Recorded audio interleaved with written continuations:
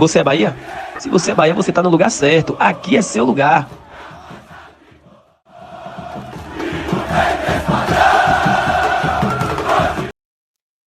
Fala, nação tricolor, fala, tricolindos e tricolindas, fala, torcedor e torcedora. Infelizmente, o nosso Bahia perdeu ontem para o time do Nacional do Uruguai a chance de colocar um pé e meio na classificação, mas não tem tempo para choradeira, não tem tempo para lamentações. Ontem, após o jogo, eu fiz um vídeo mais motivacional, digamos assim, né? Eu não quis falar muito de erros, defeitos, porque eu vi muitos torcedores saindo da Fonte Nova como se já tivesse tudo perdido, como se fosse terra arrasada, e não é terra arrasada, muito pelo contrário. O Bahia ainda está vivíssimo na competição.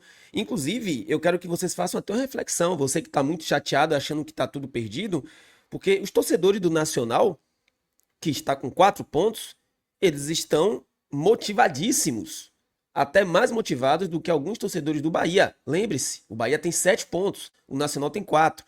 Ah, mas o Bahia vai jogar 2 partidas fora de casa. Ok, é da competição, faz parte, já sabíamos disso. Da mesma forma que o Nacional veio aqui vencer o Bahia foi lá e venceu. O Bahia pode chegar lá, conseguir empate fora de casa, pode conseguir vencer. A Copa Libertadores está aí para isso. Nenhum time é imbatível, nenhum time é invencível, tá? Então, assim, eu também queria aproveitar aqui, vou colocar para vocês a análise do Mansur, muito boa, diga-se por sinal, e que vai muito com o que eu penso e que com o próprio Rogério Ceni também falou na coletiva. Eu particularmente, eu não entendi o desespero do Bahia para, principalmente após ter feito o gol, tentar fazer o segundo, né? Assim, primeiro, o empate, obviamente que você jogando em casa, o empate nunca é bom. Mas assim, o empate, ele era melhor pro Bahia, mesmo aqui na Fonte Nova, do que pro Nacional. Então, quem tinha que estar desesperado para poder vencer a partida era o Nacional. O Nacional jogava a vida dele nesse jogo contra o Bahia. E estava parecendo que era o Bahia que estava jogando a vida. E o Bahia fez o mais difícil, que foi o gol. Dentro das suas características, bola no chão, toque de bola, jogada trabalhada, jogada combinada, ataque ao espaço. Tabela, Jean Lucas apareceu de cara, fez o gol. E aí depois que o Bahia faz o gol, o que é que acontece? Eu imaginei, qual foi o cenário que eu imaginei quando o Bahia fez o gol? O Bahia agora vai botar a bola embaixo do braço e ó, vai tocar a bola, vai envolver o time do Nacional, que vai sair pro desespero, e o Bahia vai lá e mata o jogo. O que aconteceu foi totalmente ao contrário, né? Totalmente. Alguns jogadores entraram muito mal, Michel Araújo entrou mal, o próprio Ademir não entrou muito bem.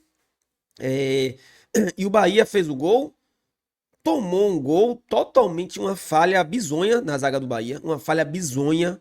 O jogador do Nacional chutou a bola sozinho em uma cobrança de escanteio. Onde é que estavam os jogadores do Bahia? Cadê o posicionamento? Quem marca quem? Tomou o gol de empate, aí os jogadores do Bahia caíram psicologicamente e os jogadores do Nacional engoliram o Bahia psicologicamente. Engoliram, eu vi isso lá com os meus olhos, inclusive eu gravei isso. Os jogadores do Nacional engoliram o Bahia psicologicamente quando empatou. O Nacional foi lá e virou o jogo. Quando virou o jogo, acabou. Quando o Nacional virou o jogo, o que o Bahia era para ter feito, o Nacional fez. Colocou a bola embaixo do braço, controlou o jogo completamente. O Bahia se expôs, ficou totalmente exposto. E aí tomou o terceiro gol. E agora o Mansur vai aqui falar para vocês, eu quero que vocês ouçam, porque eu acho muito interessante o que ele vai falar, vai corroborar muito com o que eu falo, e ele vai trazer mais alguns detalhes também técnicos. O Bahia jogava em casa, o Bahia faz uma boa campanha, né? Tentava praticamente confirmar sua classificação hoje. Era isso em caso de uma vitória contra o Nacional, mas o Bahia perdeu. O Nacional começou muito mal, a Libertadores vai se recuperando, houve a troca de técnico e hoje fez um bom jogo contra o Bahia, né? Olha, eu vou te dizer, o contra-ataque do Nacional é qualquer coisa de espetacular. Assim, eles fizeram 3 gols no Internacional, em Porto Alegre, no Beira-Rio, no empate por 3-3, e hoje fizeram 3 gols de novo fora de casa contra o Bahia. O Bahia fez até um primeiro tempo de razoável para bom, mesmo sem criar assim lá grandes oportunidades. O gol foi um golaço, né? Uma jogada começa com o Caio Alexandre, o tapa do William José e a batida do Jean Lucas para fazer 1-0 para o Bahia. Parecia que o jogo se encaminharia. Só que o Bahia não conseguiu controlar o jogo depois desse empate, né? Depois do empate do Nacional, a impressão que eu tive é que o Bahia se desorganizou em campo, ficou espaçado e permitiu os rápidos contra-ataques do adversário. Primeiro assim, o do jogo, para mim, a grande diferença é a partir o que acontece a partir desse gol que a gente acabou de ver. Depois do 1-1, o Bahia desmoronou no jogo. O Bahia perdeu qualquer senso, inclusive, de organização sem bola. Por quê? O importante notar, o Rogério não tinha seus dois laterais direitos de ofício, Arias e Gilberto, né? Então ele começa com o Eric partindo da lateral direita. E joga com o Cauli. No desenho inicial do time, o Cauli como ponta direita. Mas quando o Bahia ataca, o corredor é do Eric e o Cauli vem ser um dos dois meias, junto com o Jean Lucas por trás do William José. O Lúcio Rodrigues inicia o jogo no banco. Pelo lado esquerdo, o Pulga. O que isso significava? O Juba, que normalmente é um jogador de muita saída, ficava na linha junto com os dois zagueiros, uma linha de 3 na saída. O que eu interpretei disso? Uma enorme preocupação com esse jogador que está correndo aí no lance do terceiro gol. O Vidalba, que sempre escapava pelo lado direito do Nacional, já tinha feito isso contra o Inter no Beira-Rio. Todos os contra-ataques junto com o Nico, né? Que jogou com o Alex, foi parceiro de Inter com o Alex. Continua jogando muita bola. Com essa formação, com esse desenho, Juba mais na saída, Eric pelo lado, o Bahia até tinha alguma dificuldade, porque o Eric não vai te dar tanta profundidade que um Ademir, por exemplo, dá pelo corredor direito, mas o Bahia conseguia ficar com a bola, ter controle e limitar os contra-ataques do Nacional. Na única vez que aconteceu foi o lance que veio a bola para o lado esquerdo do ataque do Nacional, nas costas do Eric, que estava afundado como um ponto, e era a função dele. O Caio Alexandre precisou cobrir, a frente da área ficou vazia e o Nacional assustou. O Bahia conseguia ter algumas possibilidades de gol, não era uma sucessão de grandes oportunidades, mas estava muito claro que a aproximação dos homens de trás, especialmente do Caio Alexandre, era vital. Ele faz magnificamente esse trabalho no lance do gol. A presença dele acaba atraindo um dos defensores, ele faz a troca de passe com o William José, Jean Lucas, e sai o gol, belíssimo gol do Bahia. Aí veio o pecado, né? O Bahia sofre o gol numa bobeira, numa bobeira de... O cara chapa com... Isso, num escanteio. Dura muito pouco a vantagem do Bahia. E aí parece que os jogadores do Bahia se veem de novo diante da montanha para escalar, enfrentar a defesa do Nacional postada. Aí o Rogério faz algumas mudanças. Uma dessas mudanças leva um pouco o Luciano Juba. E aqui, só fazendo mais um adendo, eu repito o que eu falei no início do vídeo. Gente, o empate entre Bahia e Nacional era pior pro Nacional. Era pior pro Nacional. Então, se tinha alguém que tinha que estar, se tinha algum time que deveria estar desesperado, esse time era o Nacional e não o Bahia. E simplesmente os jogadores do Bahia se desesperaram, se desestruturaram dentro de campo, se desorganizaram dentro de campo, e parecendo que o Bahia tinha a pontuação do Nacional e que o Nacional tinha a pontuação do Bahia, sendo que era o contrário.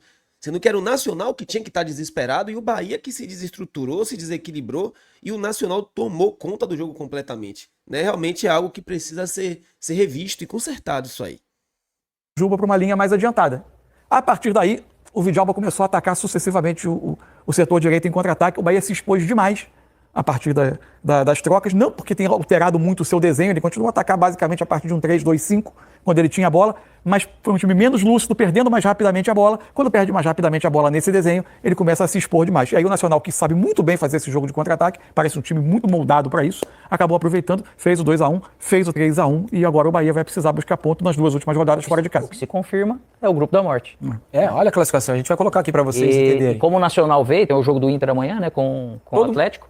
E olha só, Alex, todo mundo com chance. Veja, se o Atlético Nacional vencer o Inter, o Atlético Nacional joga contra o Inter na Colômbia. Isso. Se vencer o jogo, vai a 6. Então ficaria Bahia 7, Atlético Nacional 6, Inter 5, Nacional 4.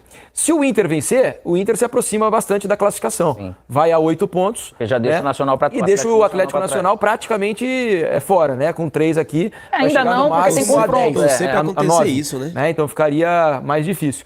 Mas o grupo está totalmente aberto. O Nacional, que parecia carta fora do baralho, com o empate no Beira-Rio e a vitória na Fonte Nova, se recolocou. E outra, colocou fogo no grupo, né? Isso. Lembrando que o Bahia faz os seus 2 últimos jogos fora de casa agora, né? O Bahia joga contra Atlético Nacional e Inter nessa ordem de casa.